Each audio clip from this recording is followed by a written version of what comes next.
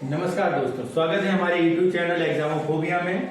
और जैसा कि आप जानते हैं कि हम लोगों ने एक सीरीज शुरू की है अपकमिंग एग्जामों को देखते हुए, एसएससी सीजीएल और एसएससी जीडी को मद्देनजर रखते हुए, तो उसी के कंटिन्यू क्लासों को आगे रनिंग करते हुए हम लोग देख रहे थे अपनी ज्योग्राफी की क्लास। और ज्योग्राफी की लास्ट क्लास में आप लोगों को बताया गया था कि भारत की बाउंड्रीज में कौन कौन से देशों के साथ भारत अपनी बाउंड्री सीमा साझा करता है। तो अभी आपने देखे भारत के वो देश पड़ोसी जो भारत से लैंड यानी स्थलीय सीमा साझा करते हैं।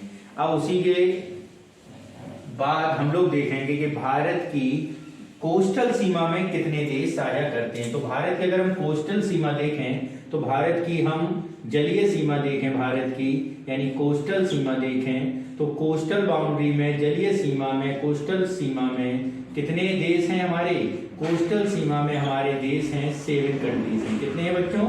7 कंट्रीज हैं। तो जरा जैसे मैप में आप एक बार फोकस कर सकते हैं। अगर हम यहाँ से देखें तो देखिए ये है आपका कोस्टल सीमा में पाकिस्तान, ठीक है। उसके बाद आपका श्रीलंका, उसके बाद आपका मालदीव, फिर इंडोनेशिया, ठीक है। तो इस तरह कुल मिला के कितने हैं आपके? 7 कंट्रीज है। कौन कौन से 7 कंट्रीज हैं जरा ये देखते हैं हम लोग। तो सबसे पहले आ जाता है आपका पाकिस्तान बच्चों। कौन सा आ जाता है? पाकिस्तान। उसके बाद आपका आ जाएगा पाकिस्तान के बाद बांग्लादेश। कौन सा आ जाएगा? बांग्लादेश। उसके बाद बच्चों कौन सा आ जाएगा? उसके बाद आ जाएगा आपका श्रीलंका। उसके बाद कौन सा आ जाएगा? श्रीलंका। उसके बाद मालदीव। कौन सा आ जाएगा? मालदीव, ठीक है। इस मालदीव के बाद अगर हम देखें तो अगला जो हमारा देश है वो है म्यांमार। कौन सा है बच्चों? म्यांमार। मैंने म्यांमार के बारे में आपको बताया था कि 1937 में म्यांमार भारत शासन अधिनियम 1935 के अंतर्गत अलग हुआ था, ठीक है। इसके बाद हम लोग देखते हैं कि म्यांमार हो गया। इसके बाद अगला जो देश है हमारा वो है हमारा इंडोनेशिया। कौन सा है? इंडोनेशिया। और इंडोनेशिया अगर हम इसे काउंटिंग करते जाएं तो 4, 5, 6 और लास्ट वन हमारा है थाईलैंड। कौन सा है बच्चों? थाईलैंड। तो इस तरह भारत की कोस्टल सीमा यानी जलीय बाउंड्री यानी समुद्री सीमा से कितने देश सीमा साझा करते हैं? 7 कंट्री सीमा साझा करते हैं। अब इसके बाद जरा ये देखते हैं कि कौन कौन से राज्यों की सीमा सबसे लंबी कोस्टल सीमा है। तो पहला क्वेश्चन बहुत पूछा जाता है कि कौन से राज्यों की कोस्टल सीमा सबसे लंबी है। तो बच्चों गुजरात की कोस्टल सीमा सबसे लंबी। देखिए आप गुजरात की जो कोस्टल सीमा है बच्चों, इसमें आप ध्यान से देखना तो वो थोड़ी जिग जैग मोशन में बनी हुई है। सबसे लंबी कोस्टल सीमा किस राज्य की है? गुजरात की। उसके बाद जिस राज्य की सबसे लंबी कोस्टल सीमा है तो वो राज्य कौन सा है बच्चों? इधर आपका वेस्ट बंगाल यानी बंगाल की खाड़ी में स्थित कौन सा राज्य? आंध्र प्रदेश। कौन सा राज्य बच्चों? आंध्र प्रदेश, ठीक है। तो इस तरह आपने आज कोस्टल सीमा देखी। अब हम लोग अपने नेक्स्ट टॉपिक पर चलते हैं। वो नेक्स्ट टॉपिक है हमारा भारत की में स्थित मैदान यानी physical geography of India. Okay, जरा उसको देखते हैं हम, ठीक है। तो अपने नेक्स्ट टॉपिक पर हम लोग चलते हैं। तो जैसा कि आप मैप में देख रहे हैं कि ये आपका भारत का मैप है। अब इसमें कौन कौन सी अवस्थिति या कौन कौन सी ज्योग्राफिकल आइडेंटिटीज भारत में बिलोंग करती हैं, जरा उसको देखते हैं। जैसे मैंने आपको अपनी पहली क्लास में ही बताया था कि भारत किस भूभाग का क्षेत्र रखता है या किस भूभाग का टुकड़ा है। तो आपको पता होगा कि भारत गोंडवाना भूमि का एक भाग है। किसका भाग है? गोंडवाना भूमि का। आप याद करोगे पहली क्लास में आपको बताया गया था कि पूरा विश्व या पृथ्वी पर चारों जगह जब सारा स्थल आज से 250 मिलियन वर्ष पहले तक सब स्थल आपस में क्या थे? जुड़े हुए थे। इस पूरे स्थल को जुड़े हुए भाग को बोला जाता था पेंगिया। और जब ये पेंगिया अलग अलग धीरे धीरे टेक्टोनिक फोर्स के कारण, प्लेटों के अलग होने के कारण अलग अलग हुआ, तो एक तरफ यूरेशिया हो गया और दूसरी तरफ आपका गोंडवाना लैंड बन गया। तो उन्हीं गोंडवाना लैंड की भूमि ही किसकी है? भारत की भूमि है। तो ये आपको पता ही है कि भारत की भूमि कौन सी भूमि का भाग है? गोंडवाना लैंड का भाग है। जरा देखते हैं कि क्या हुआ।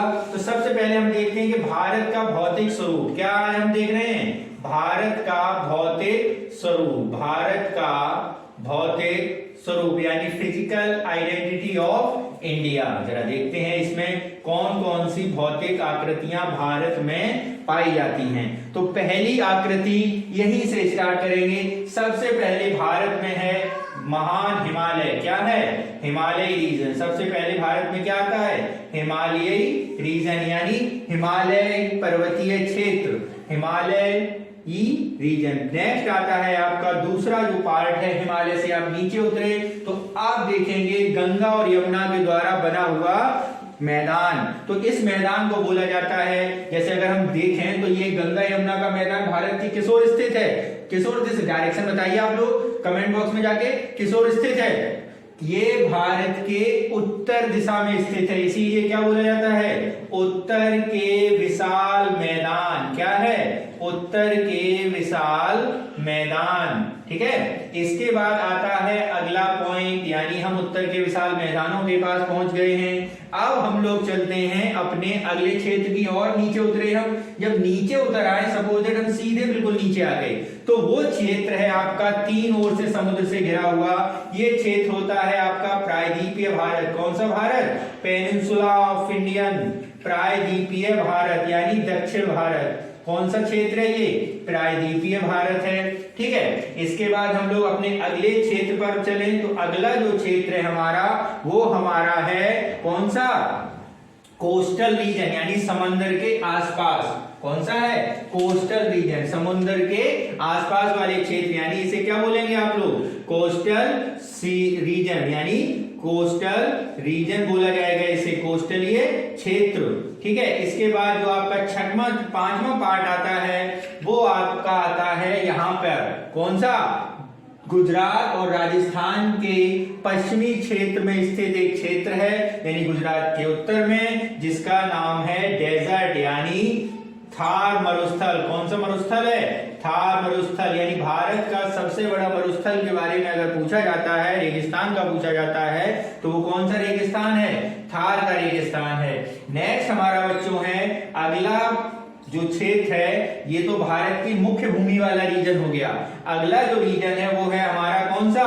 द्वीपीय भारत। कौन सा भारत है? आइलैंड यानी कौन सा भारत हो गया? आइलैंड हो गया, द्वीपीय भारत। तो इस तरह जरा हमने देखा कि कौन कौन से क्षेत्र हैं भारत में। भारत में हिमालय है, भारत के उत्तर में विशाल मैदान है जिसे आप लोग गंगा यमुना का प्लेन एरियाज बोलते हैं। प्रायद्वीपीय भारत है जिसे आप पेनिनसुला ऑफ इंडियन पेनिनसुला बोला जाता है। भारतीय प्रायद्वीप या दक्षिण भारतीय क्षेत्र है। तीसरा आपका जो चौथा रीजन है आपका कोस्टल रीजन यानी समुद्री सीमा, समुद्र क्षेत्र पर स्थित कोस्टल क्षेत्र है। उसके बाद आपका आता है थार मरुस्थल और उसके बाद आता है द्वीपीय भारत, यानी जैसे आपके जो आइलैंड है, आइलैंड क्या होते हैं? वह भूभाग जो चारों ओर समुद्र से घिरी होती है, उसे क्या बोला जाता है बच्चों?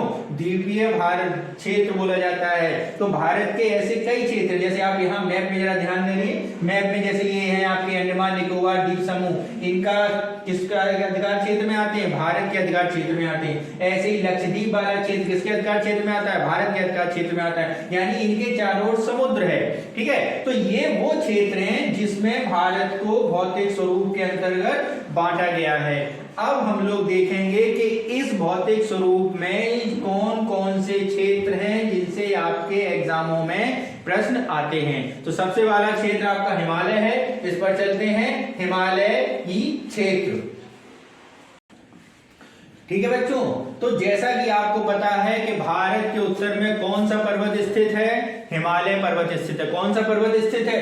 हिमालय पर्वत स्थित है। अब जरा देखते हैं कि हिमालय पर्वत की कहानी आपको, जैसे मैंने अपनी पहली क्लास में बताई थी कि जो पेंजिया था, जब प्लेट टेक्टोनिक में आपस में फोर्स हुआ तो पेंजिया वाला क्षेत्र अलग अलग होने लगे, और इस अलग अलग होने के कारण जहां पर टैथीस सागर था, जहां नदियां कभी अपना गिरती थी, नदियां पानी ले जाकर और अपशिष्ट वगैरह ले जाकर, तो वहां वो धीरे धीरे ऊपर उठने लगा। जैसे मान लो दो फोर्स हैं, ऐसे दोनों प्लेटें एक पास आ रही हैं, तो पता चला एक प्लेट के नीचे दूसरी प्लेट चली गई, तो ये क्षेत्र क्या हो गया? ऊपर उठ जाता है। तो इसी क्षेत्र के ऊपर उठने वाली जो भू आकृति बनी उसे हमने पर्वत बोल दिया। क्या बोल दिया? पर्वत बोल दिया। और वही पर्वत किसके रूप में जानी जाती है? हिमालयी पर्वत के रूप में जानी जाती है। पहला पॉइंट, यानी हिमालय पर्वत की जगह अगर कोई आपसे पूछे क्या था पहले, तो पहले हिमालय पर्वत की जगह था टैथीस सागर। ठीक है, तो इसके बाद भी अगर हम और आगे देखें इसमें में पॉइंट, ये तो हुआ हिमालय के बनने का क्रम, यानी हिमालय से पहले वहां पर क्या था? आज से 250, 200, 150 मिलियन ईयर्स पहले वहां पर था टैथीस सागर। अब इसमें क्या है? इसमें जो क्षेत्र है हिमालय के क्षेत्र की अगर हम बात करें तो हिमालय रीजन के बारे में पता चल गया। अब जब हिमालय का हम अध्ययन करते हैं तो हिमालय के बनने के क्रम में उनके बनने के आधार पर हिमालय को क्लासिफाइड किया गया है अलग अलग क्षेत्रों में। जरा देखो जरा, तो सबसे पहला जो हिमालयी क्षेत्र है उसे बोला जाता है ट्रांस हिमालय। क्या बोला जाता है? ट्रांस हिमालय। क्या बोला गया बच्चों? ट्रांस हिमालय, यानी ट्रांस हिमालय क्षेत्र, ट्रांस हिमालय क्षेत्र। ठीक है, इसके बाद अगर हम पहला, ये हमारा क्या हो गया? ट्रांस हिमालय, जिसको अगर और नाम दें हिंदी में अगर देखें तो इसे पार हिमालय भी बोला जाता है, यानी हिमालय के उस तरफ अपोजिट साइड हिमालय। ठीक है, इसके बाद दूसरा हिमालय के क्षेत्र देखते हैं। तो दूसरा जो हिमालयी क्षेत्र है वो कहलाता है आपका ग्रेट हिमालय। कौन सा हिमालय? ग्रेट हिमालय, महान हिमालय, सर्वोच्च हिमालय। ग्रेट हिमालय, महान हिमालय, या इसका एक और नाम है जिसको हम लोग बोलते हैं सर्वोच्च हिमालय। यानी ये हिमालय का वो क्षेत्र है जहां पर हिमालय की सबसे ऊंची ऊंची चोटियां स्थित हैं। वो क्षेत्र कौन सा है आपका? ग्रेट हिमालयी क्षेत्र है। ठीक है, उसके बाद तीसरा जो हिमालय का बंटवारा किया गया है, बांटा गया है, वो है आपका मध्य हिमालय। कौन सा हिमालय है बच्चों? वो है आपका मध्य हिमालय, मिडिल हिमालय। कौन सा हिमालय है? मिडिल हिमालय। और सबसे नीचे का जो हिमालय है, जो हिमालय के सबसे नीचे, जहां पर हिमालय मैदानी क्षेत्र आप कह सकते हैं एक तरह का, यानी हिमालय के पाद का क्षेत्र कह सकते हैं, उसे बोला जाता है शिवालिक हिमालय। कौन सा हिमालय बोला जाता है? शिवालिक हिमालय। तो इस तरह आपने हिमालय का क्लासिफिकेशन देखा, हिमालय के बनने का क्रम देखा, हिमालय कैसे, मैंने तुमसे कहा कि एक प्लेट के अंदर दूसरा क्षेत्र ऊपर उठा दिया गया। जब कोई क्षेत्र, एक रीजन, कोई माउंटेन बनता है और एक रीजन ऊपर उठ जाता है, तो ऐसे बनने वाले हिमालय को, ऐसे बनने वाले माउंटेन को बोला जाता है फोल्ड पर्वत। कौन सा पर्वत? फोल्ड या वलित पर्वत। यानी हिमालय, अगर एक सीधा क्वेश्चन आपसे पूछा जाए कैसा पर्वत है, हिमालय एक वलित पर्वत का उदाहरण है। किसका उदाहरण है? वलित पर्वत, यानी फोल्ड माउंटेन का एक प्रकार का प्रकार है। ठीक है, विश्व में और कौन कौन से पर्वत फोल्ड माउंटेन है, ये आप लोग हमारे कमेंट बॉक्स में जरूर बताइएगा बच्चों। हम लोग आपके जवाब का इंतजार कर रहे हैं कि कौन कौन से पर्वत वलित पर्वत हैं, और इसका जवाब मैं अपने लास्ट में दूंगा इस क्लास के। ठीक है, तो ये हुआ आपका ट्रांस हिमालय। अब जब ट्रांस हिमालय आप लोगों ने देखा और ग्रेट हिमालय आप लोगों ने देखा और फिर ये मध्य हिमालय और फिर शिवालिक हिमालय, अब इन हिमालयों को अलग अलग भी हम लोग क्या करेंगे? अध्ययन करेंगे। ठीक है, तो अब हम लोग देखते हैं कौन सा हिमालय? ट्रांस हिमालय। ओके, तो बच्चों अब हम लोग देखते हैं अपना पहला टॉपिक ट्रांस हिमालय। बच्चों यह वीडियो आप बड़ा ध्यान से देखना, क्योंकि आपका क्वेश्चन हिमालय से कभी गलत नहीं होगा। आप मेरा वीडियो देख के जाएंगे तो ठीक है। देखते हैं ट्रांस हिमालयाज, यानी ट्रांस हिमालय। तो जरा देखें ट्रांस हिमालय या पार हिमालय क्यों बोला जाता है इसे, जरा ये समझो। ट्रांस का मतलब होता है पीछे का। किसका मतलब होता है ट्रांस का मतलब? पीछे का। जैसे ये बोर्ड मेरे किसकी क्या है? पीछे है, तो आप बोल सकते हैं सर आपके ट्रांस बोर्ड बना हुआ है। ऐसे ही वो हिमालय जिसे हम देख नहीं पाते हैं, क्या जिसे हम देख नहीं पाते हैं, उसे कौन सा हिमालय बोलेंगे? ट्रांस हिमालय बोला जाएगा। तो यही हिमालय आपका कौन सा हिमालय है? ट्रांस हिमालय। जरा मैप में एक बार हम देखते हैं हिमालय की एक संरचना ट्रांस हिमालय की। तो जरा हम देखें तो हिमालय का जो रीजन, ये वाला आपका, ये रीजन आपका कौन सा रीजन है? ये रीजन रीजन आपका ट्रांस हिमालय का रीजन है। कौन सा रीजन है आपका? ट्रांस हिमालय का रीजन। अब जरा यहाँ पे जो मैंने ये 3 लाइनें खींची हैं तो इनका भी अलग अलग क्लासिफिकेशन किया गया है कि क्या क्या नाम है इन हिमालय के, जरा देखते हैं। तो ट्रांस हिमालय में जो 3 प्रकार की चोटियां आती हैं वो कौन कौन सी हैं उसको जरा, या जो जो 3 प्रकार के क्षेत्र हैं उसको देखते हैं, प्रमुख जो क्षेत्र हैं। तो सबसे पहले ट्रांस हिमालय में जो चोटी आती है वो आपकी है कराकोरम। कौन सी चोटी है? कराकोरम की चोटियां या कराकोरम पर्वत जो है वो आपके किस हिमालय के पार्ट हैं? ट्रांस हिमालय के पार्ट है। किस हिमालय के पार्ट है? ट्रांस हिमालय के पार्ट है। दूसरा जो आता है वो आपका आता है लद्दाख। कौन सा क्षेत्र आता है? लद्दाख आता है। दूसरा कौन सा आता है? लद्दाख आता है। तीसरे के पास अगर हम जाएं तो वो कौन सा है आपका? जास्कर श्रेणियां। कौन सी है? जास्कर श्रेणियां। यानी 3 पर्वत या 3 पर्वतीय क्षेत्र आपके ट्रांस हिमालय क्षेत्र में आते हैं भारत के अंतर्गत। किसके अंतर्गत? भारत के अंतर्गत। देखो अगर इसे हम थोड़ा चीन की तरफ निकल जाएं तो ये वाला जो क्षेत्र है यहाँ पर, यहाँ इस क्षेत्र में वो क्षेत्र है जो उसमें हम लोग यात्रा करने जाते हैं। इसे आप कह सकते हैं कैलाश पर्वत। कौन सा पर्वत है यहाँ पे? कैलाश पर्वत है। यहाँ पर कौन सा पर्वत है? कैलाश पर्वत है। ठीक है। तो लेकिन हम लोग अभी भारत के बारे में देखते हैं तो इसलिए उसे अभी थोड़ा छोड़ते हैं। जरा इधर देखें तो कराकोरम पर्वत, कराकोरम की पर्वत चोटियां होगी, लद्दाख रीजन क्षेत्र होगा, जास्कर श्रेणियां होगी, और एक और अगर हम यहाँ पे इंक्लूड कर सकते हैं जो दोनों के अंतर्गत आता है, जिसे आप कह सकते हैं पीर पंजाल। दोनों के अंतर्गत आएगा। ग्रेट हिमालय में भी इसे इंक्लूड कर सकते हैं और ट्रांस हिमालय में भी इंक्लूड कर सकते हैं। यानी ये आपका बफर जोन है दोनों के लिए। ठीक है। तो इस तरह आपने देखा कौन कौन सी हो गई?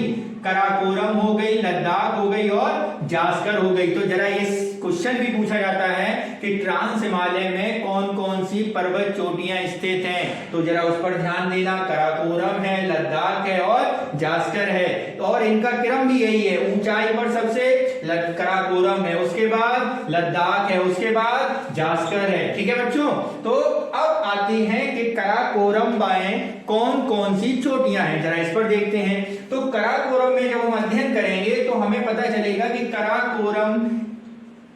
कराकोरम में K1 से लेकर K74 तक यानी पर्वत चोटियों का नामकरण, नॉमिनाइजेशन किया गया है। तो 1 2 3 4 5 6 7 8 करके कितने तक है? 74 तक, 74 तक चोटियां। यानी K1 से लेकर कितनी चोटियां? K4 तक आपकी पर्वत चोटियां स्थित हैं। K74 तक कितनी चोटियां स्थित हैं? 74 चोटियां इस पर इसमें क्या किया है? इनका नामकरण किया गया है। इन्हीं में से आप एक चोटी, सबसे ऊंची चोटी के बारे में बहुत नाम सुना होगा। सबसे ऊंची चोटी की अगर हम यहाँ पे बात करें ट्रांस हिमालय की या भारत की, जिसका नाम क्या है?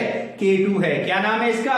K2 है। और अगर इसका एक दूसरा नाम है, क्या नाम है K2 का दूसरा नाम? Godwin Austen. क्या नाम है? गॉडविन ऑस्टिन नाम है बच्चों। क्या नाम है इसका? Godwin Austen. तो यानी भारत की सबसे ऊंची अगर चोटी की बात की जाए तो वो ट्रांस हिमालय में स्थित है, और उस चोटी का नाम की अगर बात की जाए तो क्या नाम है? K2 नाम है, और इसका वैसे दूसरा नाम क्या है? गॉडविन ऑस्टिन नाम है। तो इस तरह बच्चों आप समझिए कि कराकोरम पर्वत चोटियों में सबसे ऊंची चोटी किस पर है?